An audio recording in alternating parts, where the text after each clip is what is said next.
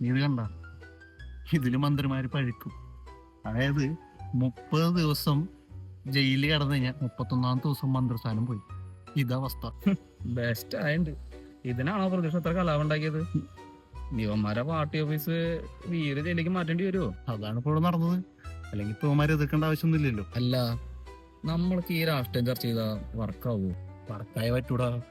അല്ലെങ്കിൽ ഈ അമിത്ഷായും KC വേണുഗോപാലൊക്കെ ഈ ലോകസഭയിൽ കിടന്ന് പഴുത്തില്ലേ, അതേപോലെ ഇവിടെ കുറേമാര് കിടന്ന് പഴുക്കും. അതപ്പൊ ഉണ്ടാവും മോനെ. കാര്യം ഒറ്റ മൈൻഡ്. 30 ദിവസം ജയിലും 31ാം ദിവസം കസേരനില്ല.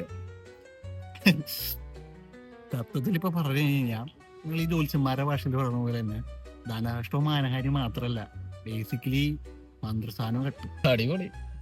ഇനിയിപ്പോ ആളുകൾ ചോദിക്കുന്നത് ഏത് മണ്ഡലത്തിൽ ജയിച്ചൊന്നും ആയിരിക്കില്ല, ഏത് ബ്ലോക്കിലെ കിടന്നെന്നായിരിക്കും. ബാക്കി നാളെ തന്നെ പത്രത്തിൽ കാണാം.